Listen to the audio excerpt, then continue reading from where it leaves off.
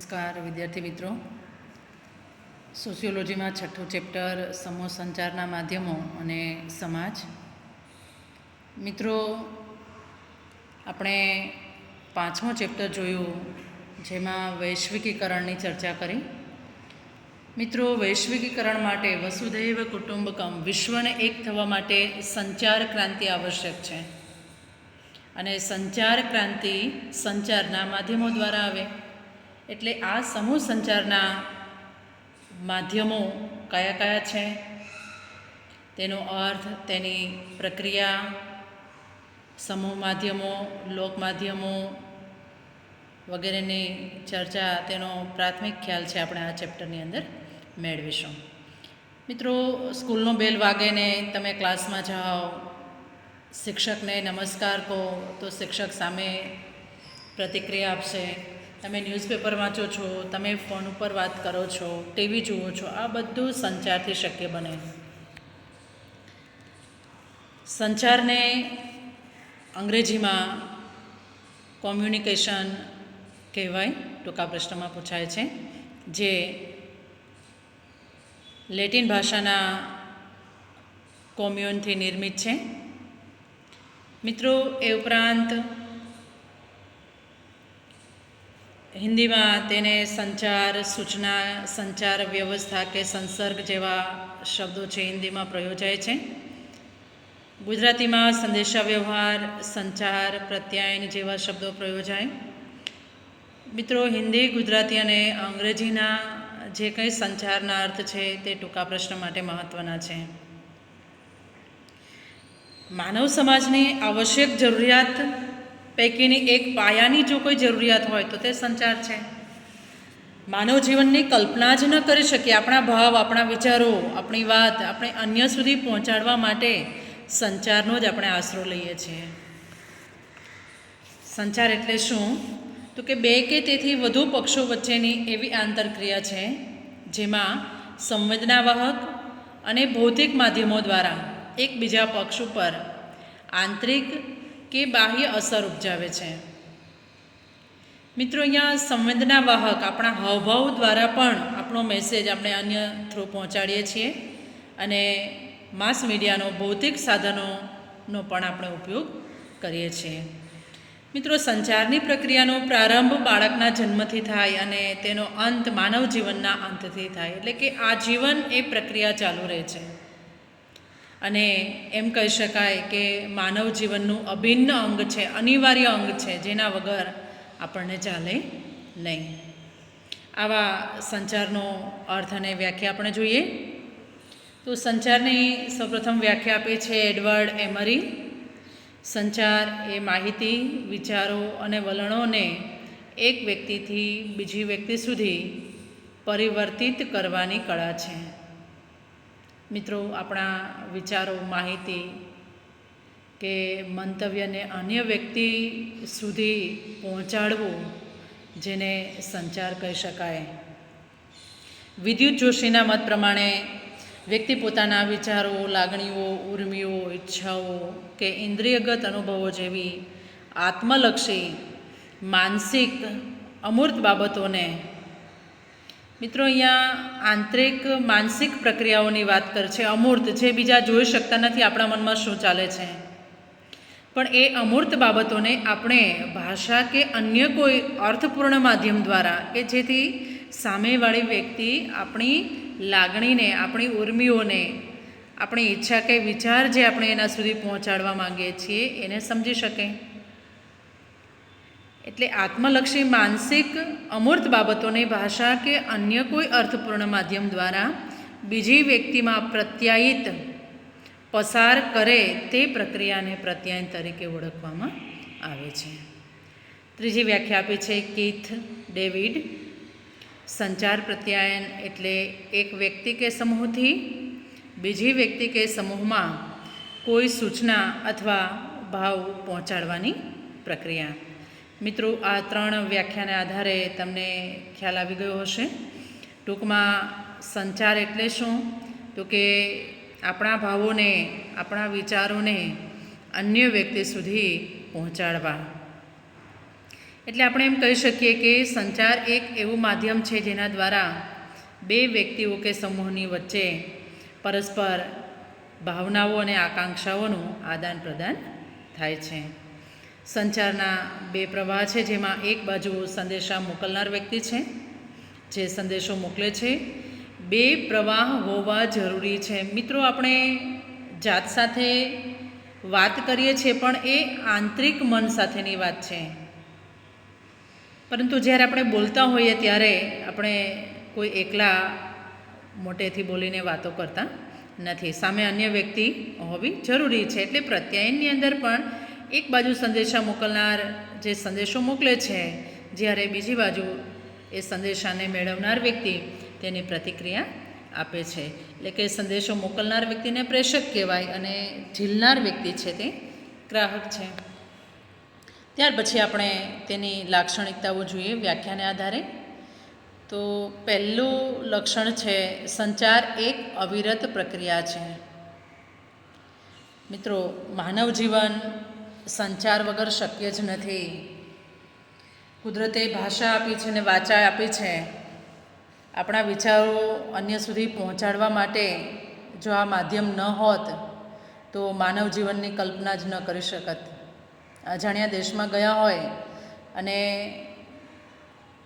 આ સંચાર એટલે કે આપણી ભાષા જો અન્ય વ્યક્તિ ન સમજતી હોય કે એ ભાષા આપણને ન આવડતી હોય ત્યારે કેવી મુસીબત થાય એની કલ્પના જ કરવી રહી. એટલે પ્રત્યાયન વિના એક વ્યક્તિ બીજી વ્યક્તિની ભાવનાઓથી જ્ઞાત થઈ શકે નહીં. મિત્રો, સંચાર કે પ્રત્યાયનમાં શું હોય તો કે સૂચના હોય. કાં તો સૂચના આપીએ છીએ, કાં આદેશ આપવાનો હોય, કાં તો નિર્દેશ કરીએ, સલાહ, મંતવ્ય, શિક્ષણ, પ્રેરણા, પ્રેમ અને ભાવનાઓ, આ બધી જ બાબતોનો જે આદાન પ્રદાન થાય અને એ આદાન પ્રદાનની પ્રક્રિયા છે સતત ચાલતી રહેતી હોય છે. અન્ય વ્યક્તિ જોડે જ્યારે આપણે વાતચીત કરીએ છીએ ત્યારે આમાં જે શબ્દો આપેલા છે એમાંનો કોઈ એક ભાવ છે આપણો રહેલો હોય છે. બીજી લાક્ષણિકતા છે, સંચાર દ્વિમાર્ગી પ્રક્રિયા છે. એકલા વાતો થાય નહીં, પાગલમાં ખપીએ. એટલે બે માર્ગ, બે સમૂહ, બે વ્યક્તિ હોવી જરૂરી છે, જેમાં વાચા,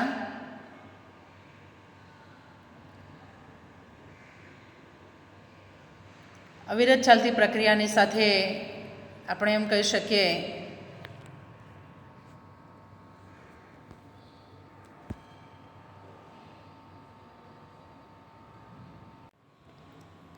મિત્રો, જેમાં સંદેશો આપનાર પ્રેષક અને પ્રાપ્ત કરનાર છે ગ્રાહક, અને એ બંને વચ્ચે સંદેશાઓનું છે આદાન પ્રદાન થતું રહેતું હોય છે. એટલે સંચાર એ દ્વિમાર્ગી પ્રક્રિયા છે. ત્રીજું છે, સંચાર માટે માધ્યમ આવશ્યક છે. આપણી ભાષા, આપણા વિચારોને અન્ય સુધી પહોંચાડવા માટે જે કંઈ માધ્યમ આપણે પસંદ કરીએ છીએ તે સામેવાળી વ્યક્તિ છે સમજતી હોવી જોઈએ. એટલે સંચારમાં બે વ્યક્તિ કે સમૂહ વચ્ચે માનવીની વાચા, હાસ્ય, રુદન, ઇશારા કે હાવભાવ જેવું, જેને આપણે સંવેદનવાહક માધ્યમ કહી શકીએ, જે આપણી 5 ઇન્દ્રિયો થકી આપણા હાવભાવ દ્વારા આપણા ભાવોને અન્ય સુધી આપણે પહોંચાડવાનો પ્રયત્ન કરીએ. અને બીજું માધ્યમ છે જેમાં ન્યૂઝપેપર એટલે કે વર્તમાનપત્ર, રેડિયો, ટીવી, ટેલિફોન કે મોબાઈલ જેવા ભૌતિક માધ્યમોનો પણ ઉપયોગ થતો હોય છે. ત્યાર પછીનું લક્ષણ છે, સંચાર એક પ્રાકૃતિક ગુણ છે. જ્યારથી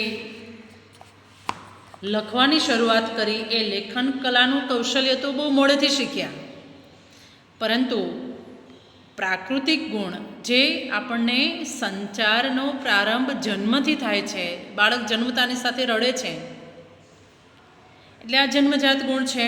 નવજાત બાળકને ભૂખ લાગે, રડવાનું શરૂ કરે. મિત્રો, માનવીનું બોલવાનું અને સાંભળવાનું કૌશલ્ય પ્રાણી કરતાં જુદા પ્રકારનું હોય છે. એ ઉપરાંત આપણું લેખન કૌશલ્ય પણ આપણને અન્ય સજીવો કરતાં અજોડ બનાવે છે. એટલે એમ કહી શકાય કે સંચાર એ માનવીનો પ્રાકૃતિક ગુણ છે. ત્યાર પછી છે સંચાર એક સામાજિક પ્રક્રિયા છે. બે વ્યક્તિ કે સમૂહ વચ્ચે થતી પ્રક્રિયા કહી શકાય. એટલે આ પ્રક્રિયામાં સંચાર માટેના સંદેશા કે સંજ્ઞાના અર્થો સમાજ દ્વારા પરિભાષિત થયેલા હોય છે. મિત્રો, બાર ગાવે બોલી બદલાય, દરેકની સમાજ પ્રમાણેની પારિભાષિક જે કંઈ ભાષા છે એ થોડી એકબીજાથી અલગ પડે છે.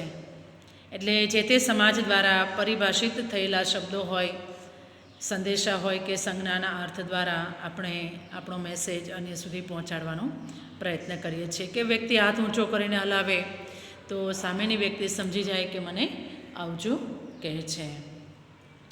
ત્યાર પછી છે સંચાર વિજ્ઞાન અને કલા છે. મિત્રો, વૈજ્ઞાનિક પદ્ધતિથી અને સંચારની ટેકનિક વિકસાવી અને પ્રેક્ષકોને વધારે અર્થપૂર્ણ મેસેજ આપી શકાય છે, જે અત્યારના આ શિક્ષણને તેનું ઉદાહરણ ગણાવી શકાય. તમે જુઓ છો કે વૈજ્ઞાનિક પદ્ધતિથી અને સંચારની ટેકનિકથી હાલ એજ્યુકેશન ચાલી રહ્યું છે.